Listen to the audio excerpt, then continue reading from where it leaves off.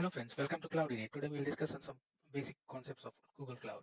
So this is our first session and let's go with the basic level. Topics are like how to log into the Google Cloud for the very first time and navigate through different services available, create a Postgres instance for testing and use the GCP resources, install pgadmin tool on your local machine and connect to the instance using the pgadmin tool and do some play around. Let's go further on this. Go to the Google Cloud console. I've already registered, so it's not asking me for all the registration process. If you are registering for the first time, it will ask for your Google account email ID. Then once you register, it will ask for your card details. Google provides $300 of credit, which is valid for 90 days. You can explore within the time. And once this is done, if you want to use the other paid services, you can upgrade. If not, it's not going to charge you at any cost. So yeah, now this is the Cloud Console. And when we click on the left top hamburger menu, like we see different services available. If you want some services to be shown here, you can pin them. If you don't want to see them, you can unpin them. If you want to add more services, go to solutions, all products, and like you can pin this any of these services like APIs and services. You have different lot of services. Whatever, like if you don't want to see them, you unpin them. If you want to see them, you pin them. This is how like you can add the services over to the shortcuts. Now let's go and create a Postgres instance on the SQL. SQL is nothing but it's a managed relational database service like similar to RDS in AWS. Now let's select SQL. You have an option to create the instance. Now we'll choose Postgres. Let's give DB1 and this is the Postgres user password. I'll give some default password and I'll go with the default values here like the version. If you want high availability, you can go with Postgres Enterprise Plus. But for me, it's like the demo purpose. Like I'll go with development as well. I don't need 8-core CPU here. If you want to select a different region, you can do that. But US Central, which is will charge you low. So I'm selecting the green, which is listed here, are of low cost compared to the other ones. You can select multi-zones. It's not required for us. Show configuration for other features. Like machine configuration, like we saw, like we can select a CPU cores, storage like we have SSD and HDD. SSD is faster, we'll go with SSD. You can select a different option like custom where you can expand up to 65, 35, 36 GB. For me 250 GB should be fine. I'll go with 250 GB. And connections, here you need to select the private IP, and when you select the private IP, it will give a prompt to select your VPC. I'm not using the default VPC. I've created another extra VPC and I'm using that. Now here we need to add my PC IP address. To get my IP address, I'll have to run this in the browser. So that will give my IP address. I'll paste it here.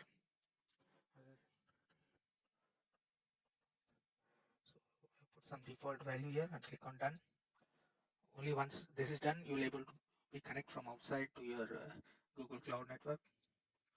And I think rest all we can keep it the same, and we can create instance. This will take around 10 minutes.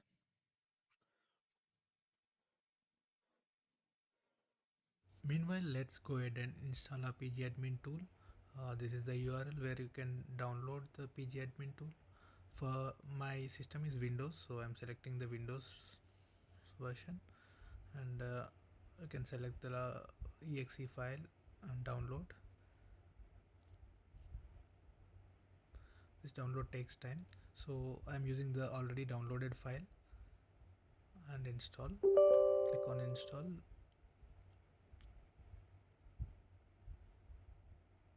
We'll go with all the default inputs.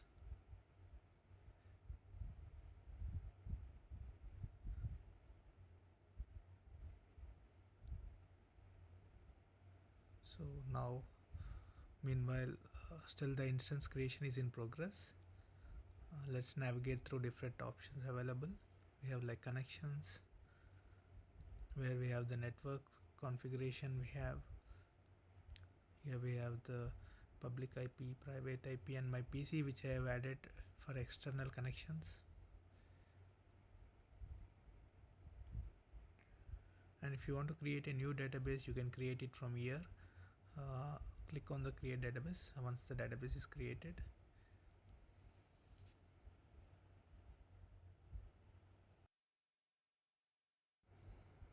now the pgadmin installation is done. You can go to the Windows and search for pgadmin. You'll see the pgadmin tool. You can click on it. For the first time, it will take some time to launch. It's going to take some time. If you want to register a new server, like we can click on register server and provide any name, like whatever you want to. You can provide Postgres DB1. And then the connection details, we need to provide the IP address, which we got here, public IP address. Leave it here. And this is the Postgres database name. And username is Postgres, and we have to give the Postgres password, which we gave while installing the Postgres DB1. So click on save. So we see the new connection established. Here we have, this is the default cloud SQL admin, and devdb, PostgresDB, and testdb. This got created as part of the instance creation. Let's expand these databases like Postgres. We'll go to schemas where we have our tables and other objects. As of now, like we don't have any tables. We can use the query tool to write the query and create some tables.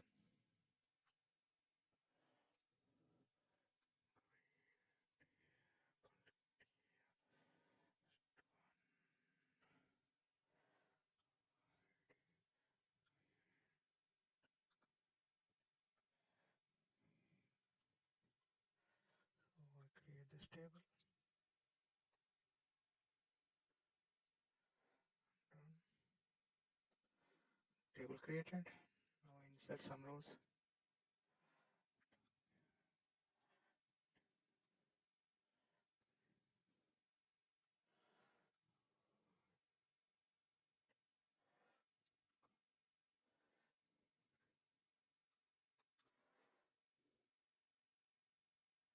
Run this.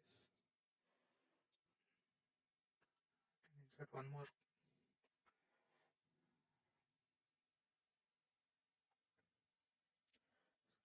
Let's insert this one. Now can run select query.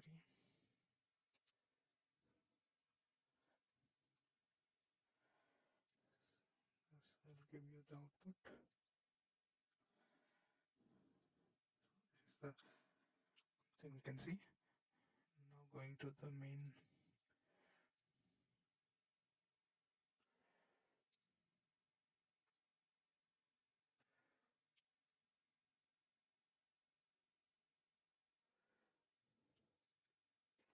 So this is the dashboard.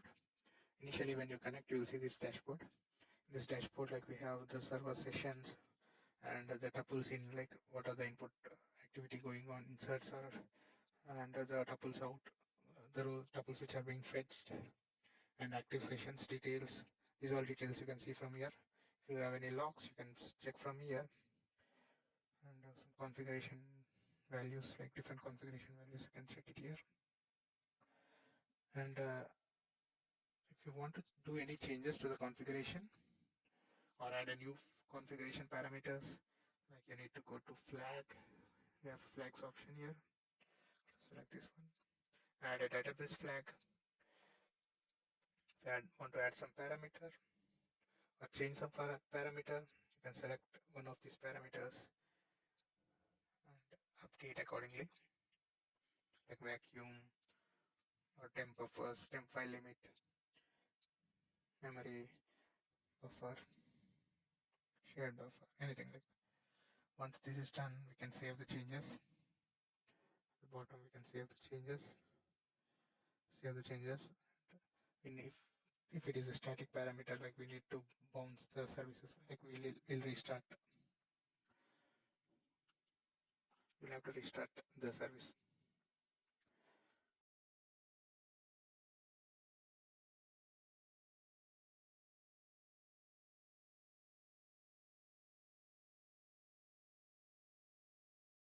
Thank you friends. Please subscribe for more videos.